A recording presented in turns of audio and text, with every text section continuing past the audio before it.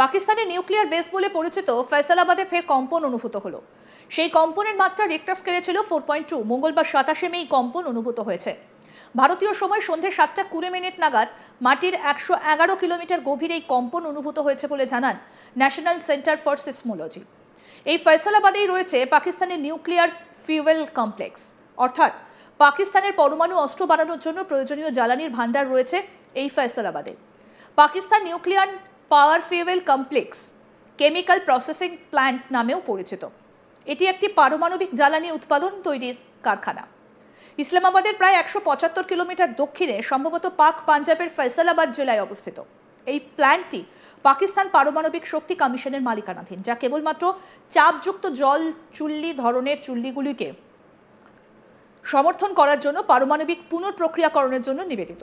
এই প্ল্যান্টটি পাঞ্জাবের বৃহত্তম চশমা পারমাণবিক বিদ্যুৎ কেন্দ্রের জন্য জ্বালানি সরবরাহ করে, যা U3O8 কে প্রাকৃতিক UF6 এ রূপান্তরিত করে এবং UF6 কে UO2 পাউডারে সমৃদ্ধ করে। তারপর পড়ে থাকা UF6 কে ইউরেনিয়াম ধাতুতে রূপান্তরিত করে এবং জারকন ইনগট তৈরি করে। এই প্ল্যান্টটির IAEA সুরক্ষার অধীনে রয়েছে এবং শুধুমাত্র চীনের সহযোগিতায় নির্মিত চশমা পারমাণবিক বিদ্যুৎ কেন্দ্রের জন্য জ্বালানি তৈরি করতে সীমাবদ্ধ। প্রসঙ্গত, পাকিস্তানে এর আগেও পরপর কয়েকটা কম্পন অনুভূত হয়েছিল। 12 মে 4.6 মাত্রার কম্পন অনুভূত হয়েছিল পাকিস্তানে।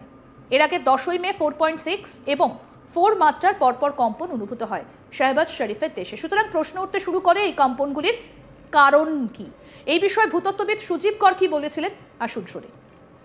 দুটো তরঙ্গ, মূলত একটাকে আমরা বলে থাকি তির্যকচ্যুত তরঙ্গ, আর একটাকে সংকোচনশীল তরঙ্গ। এই দুটো তরঙ্গ যে বিন্দুতে মিলিত হয় তাকে আমরা বলি ভূমিকম্পের কেন্দ্র, এবং সেখান থেকে সরাসরি মাটির ওপরের দিকে এসে উপকেন্দ্রে পৌঁছয়। এটাই হচ্ছে প্রকৃত ভূমিকম্পের যা বৈশিষ্ট্য।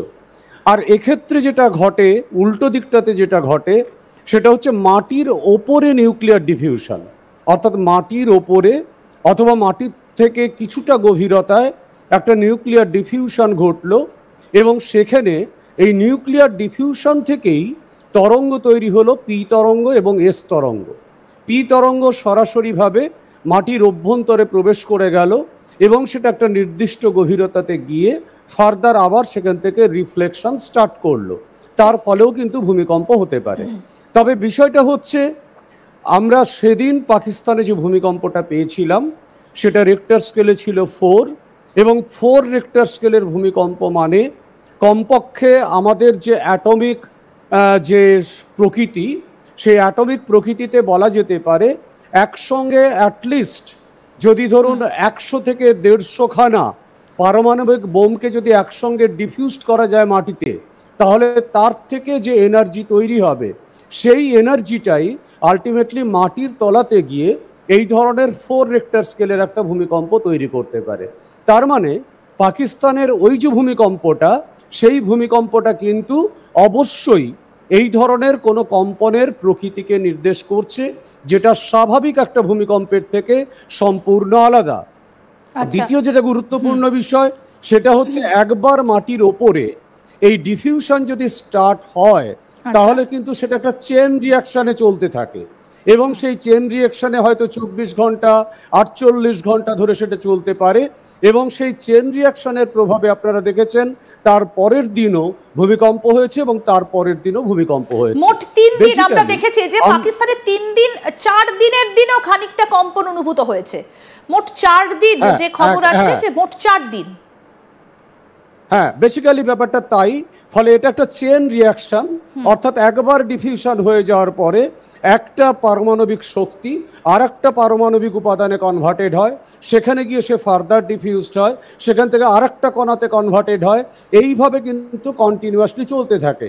এবং শুধু চলাটা যে শেষ হয়ে গেল বলা যাবে না, এর পরেও কিন্তু পাকিস্তানে এর ফলে ভূমিকম্প সংঘটিত হতে পারে।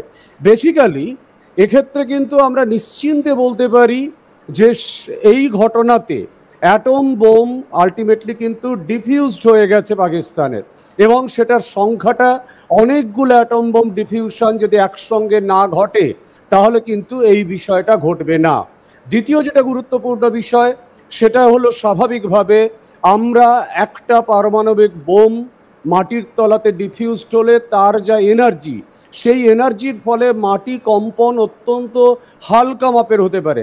আপনারা জানেন অটল বিহারী বাজপেয়ীর সময় ভারতের পোখরানে একটা পারমাণবিক পোখরানে একটা পারমাণবিক টেস্ট করা হয়েছিল, তাতে কিন্তু কম্পনের মাত্রা অত্যন্ত সামান্য ছিল।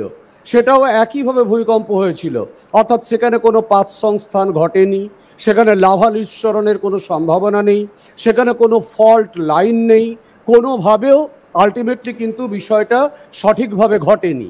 কিন্তু আলটিমেটলি আমরা ভূমিকম্প পেয়েছিলাম এবং ভূমিকম্প সংঘটিত হয়েছিল, যার ফলে আলটিমেটলি আমরা কিন্তু বারবার এই প্রমাণটা পেয়েছি যে এই বিষয়টা ঘটতে পারে।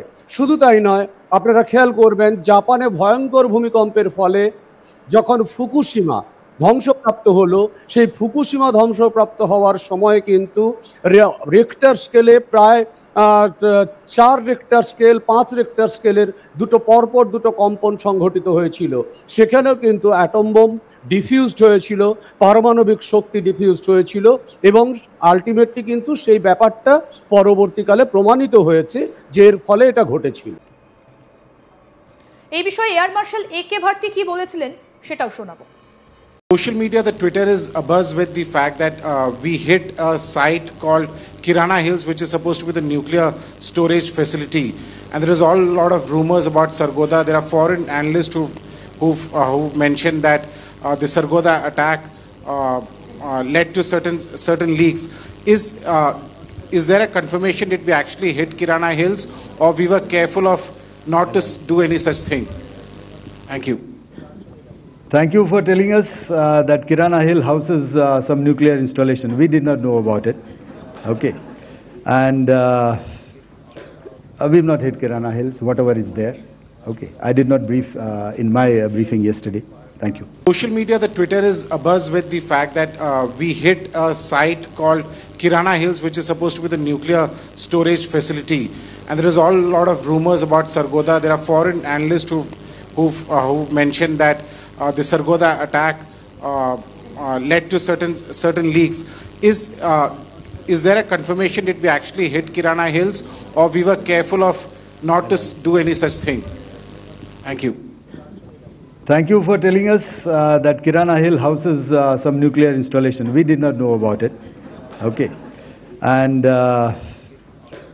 we've not hit Kirana Hills, whatever is there. Okay. I did not brief in my briefing yesterday. Thank you. আরো আপডেট পেতে দেখতে থাকুন আজ তাক বাংলা। সাবস্ক্রাইব করুন, নোটিফিকেশন পেতে বেল বাটন অপশন প্রেস করুন, হোয়াটসঅ্যাপেও ফলো করুন আজ তাক বাংলা।